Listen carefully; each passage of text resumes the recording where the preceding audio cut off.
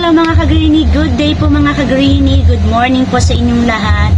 Morning po ako nakapag-film at makulimlim po ang aking morning dito po sa area sa Manila. And for today's video, iriripat po ang aking cactus or ilalagay ko siya sa mas malaking pot. Ito yung cactus na Echinopsis cristata, also known as caterpillar.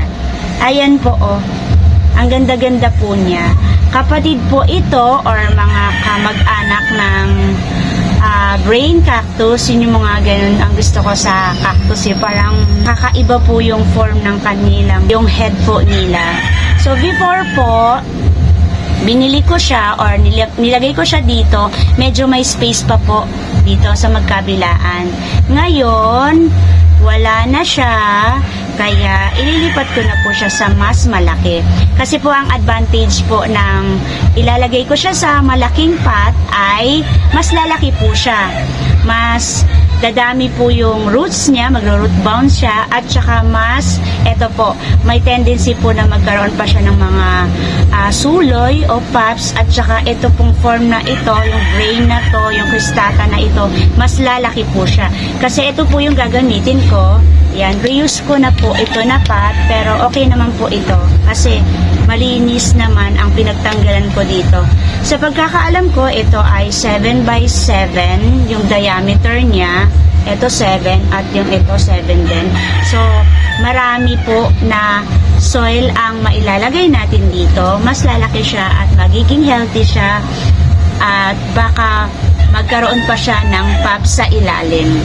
Pero, hindi po advisable para sa akin na kapag maliit po yung inyong cactus, ilalagay nyo po siya sa malaking pot, wag po muna kasi maninibago siya, mahihirapan siya lumaki kasi itong volume ng soil na ito, pag ganito kalaki po yung pot nyo at ganyan lang po kaliit ang inyong cactus, parang yan, 1/4 lang niya, tapos ilalagay nyo agad siya dito sa malaking pot or maraming soil, mahihirapan po siya lumaki, mahihirapan po siya i-absorb yung water na dami ng soil na ito. Kasi ganyan lang siguro yung roots niya pagkatapos ang laki-laki ng pot nyo at ang daming soil. So, kailangan po nakadepende din po kayo sa inyong succulent o cactus na iriripat. Pag maliit din po yung muna yung gagamitin yung soil. Pag malaki, ayan, pantayin nyo rin po yung laki ng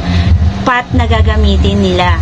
Gagamitin nyo sa kanila kasi mas okay po na kapag maliit siya, lalagay nyo siya sa maliit para nakikita nyo po yung improvement niya na palaki po siya. So kapag lumaki siya, ilalagay ko na po siya sa mas malaking pot. Satisfying po kaya yon. So ngayon, magtatanggal na ako. So hindi po ako magtatanggal ng original soil niya. So, tatanggalin ko lang po siya.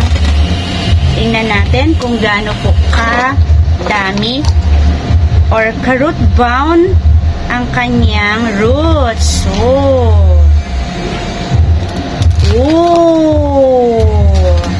Grabe. Samantalang nung nilagay ko siya rito, pinatong ko siya, hirap na hirap ako sa kanya kasi wala siyang kaugat-ugat.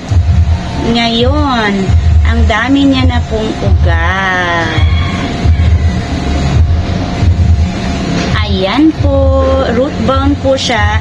Itong soil, gagamitin ko pa po kasi malinis naman siya. Healthy naman siya dito sa soil na to. So, gamitin pa natin. Ayan. So, ang dami ko pang idadagdag na soil. Kasi hindi pa umabot. Ayan po. Dagdagan pa po natin. At sa magtatanong, ang aking soil ay merong 4 na component. So, ganyan po kadami yung yung soil na sapat na ito. Kapag ito ay napuno niya ng ugat, mas lalaki po siya. Ito po yung kanyang ugat to. Ayan. Ngayon, at may malaki po siyang space, ayan po. Sana mas lumaki po siya ng ganyan o para magriripat na naman po uli ako sa kanya. So, ang component po ng aking potting mix sa magtatanong sa aking cactus ay 4 lang po. Una doon po ay Pumice for good aeration po yon. Fast drainage po ang gamit ng Pumice para hindi po siya laging moist yung soil. Nakakatulong po kasi na mag-drain siya ng moist ng soil natin. Pangalawa po yung rice hull. Rice hull din po ay nagiging po siya fertilizer kapag matagal na kasi nadidecompose po iyon. And then nakakatulong din po siya for bawas moist po ng soil natin. Vermicast, yung pangatlo, yun po yung magsisilbing main fertilizer ng ating mga succulent. Pwede rin po na hindi siya vermicast, baka wala pong vermicast sa inyo. Cow manure, pwede po yun. Kasi depende po sa area, kasi may mga iba, wala pong vermicast, meron silang cow manure, okay po yun.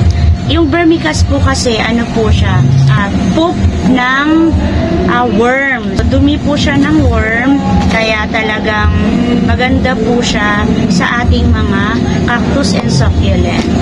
Or kahit pong poop ng mga animals na pwedeng gamitin or fertilizer po sa ating mga cactus and succulent.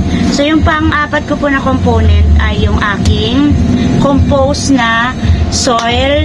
Ayun po yung Benguet soil ko kasi before hindi ko po ginagamit yung Benguet soil. Ang ginagamit ko po talaga ay purong vermicast at saka loam soil, pero pwede rin naman loam soil, ginagamit ko pa rin naman talaga siya. Kasi ngayon, kaya ginagamit ko po yung soil ng Benguet kasi nasasayangan po ako. So, ang ginagawa ko, nagkakaroon po ako ng mixture, nilalagyan ko po siya ng mga nabubulok na mga gulay or mga pagkain na pwedeng i-fertilize. So, sinasama ko na po yung aking soil na Benguet at saka decompose dito sa aking potting mix kasi nasasayangan ako. Niisip ko kasi ginagamit siya ng mga Benguet, healthy naman, kaya tinatabi ko muna siya, tinatambak ko siya kasama ng aking mga kinumpose na mga nabubulok na pagkain. Kaya ayon, kapag ilang buwan na siya, ginagamit ko na po siya. Hindi ko po siya agad ginagamit kapag bagong bili pa lang or may mga bago akong bili ngayon ng mga soil ng Benguet. Hindi po. Matagal ko po muna siyang iniista. Yung mga gamit ko po ngayon, mga matagal na decompose ko na soil ng Benguet. So, healthy naman po sila. Kaya makikita nyo na parang may soil siya. Soil po yun ng Benguet na decompose ko. Okay naman po. So, ayan na siya.